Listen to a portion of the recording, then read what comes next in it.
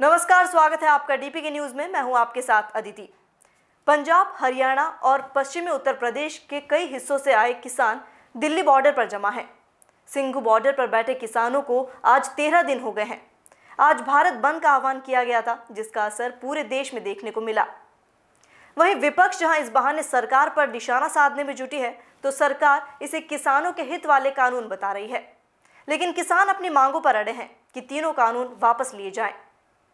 सरकार के साथ किसानों की 5 बार वार्ता हुई, लेकिन सभी वार्ता बेनतीजा रही।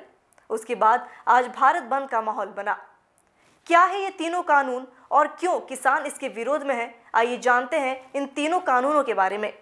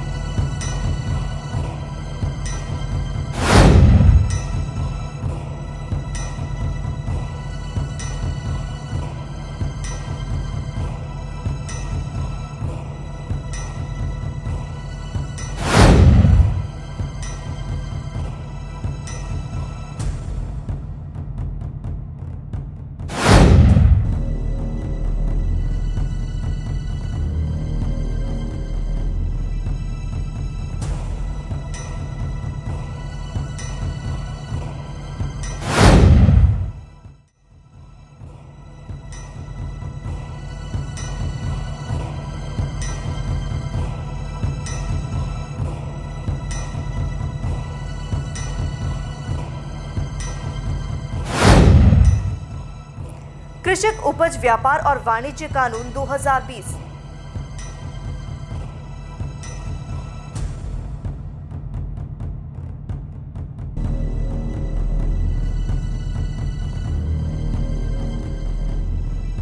कृषक उपज व्यापार और वाणिज्य संवर्धन और सरलीकरण कानून 2020।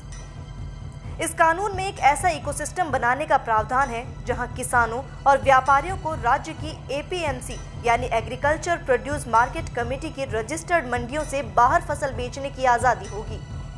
इसमें किसान की फसल को एक राज्य से दूसरे राज्य में बिना किसी रोक टोक के बेचने को बढ़ावा दिया गया। बिल में मार्केटिंग और ट्रांसपोर्टेशन पर खर्च कम करने की बात कही गई ताकि किसानों को अच्छा दाम मिल सके। इसमें इलेक्ट्रॉनिक व्यापार के लिए एक सुविधाजनक ढांचा मुहैया कराने की भी बात कही गई।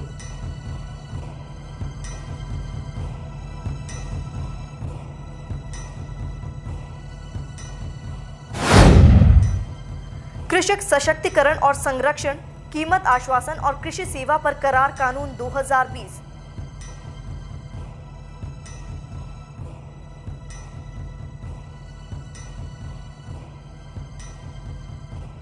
इस कानून में कृषि करारों यानी कॉन्ट्रैक्ट फार्मिंग को उल्लेखित किया गया है। इसमें कॉन्ट्रैक्ट फार्मिंग के लिए एक राष्ट्रीय फ्रेमवर्क बनाने का प्रावधान किया गया। इस कानून के तहत किसान कृषि व्यापार करने वाली फर्मों, प्रोसेसर्स, थोक व्यापारी निर्यातकों या बड़े खुदरा विक्रेताओं के साथ कॉन्ट्रैक्ट करके पहले से तय एक दाम पर भविष्य में अपनी फसल बेच सकते हैं। 5 हेक्टेयर से कम जमीन वाले छोटे किसान इस कॉन्ट्रैक्ट से लाभ कमा पाएंगे। बाजार की अनिश्चितता के खतरे को किसान की जगह कॉन्ट्रैक्ट फार्मिंग करवाने वाले प्रायोजकों पर डाला गया। अनुबंधित किसानों को गुणवत्ता वाले बीज की आपूर्ति सुनिश्चित करना, तकनीकी सहायता और फसल स्वास्थ्य की निगरानी, ऋण की सुविधा और फसल बीमा की सुविधा उपलब्ध कराई जाएगी। इसके तहत किसान मध्यस्थ को दरकिनार कर पूरे दाम के लिए सीधे बाजार में जा सकता है। किसी विवाद की सूरत में एक तय समय में एक तंत्र को स्थापित करने की बात भी कही गई।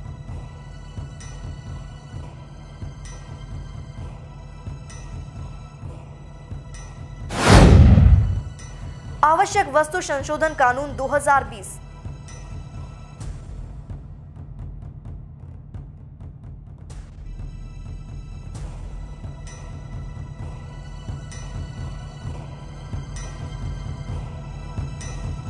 इस कानून में अनाज, दलहन, तिलहन, खाद्य तेल, प्याज और आलू को आवश्यक वस्तुओं की सूची से हटाने का प्रावधान है। इसका अर्थ ये हुआ कि सिर्फ युद्ध जैसी असाधारण परिस्थितियों को छोड़कर अब जितना चाहे इनका भंडारण किया जा सकता है। इस कानून से निजी सेक्टर का कृषि क्षेत्र में डर कम होगा, क्योंकि अब तक अत्यधिक कानूनी हस्तक्षेप के कारण निजी निवेशक आने से डरते थे।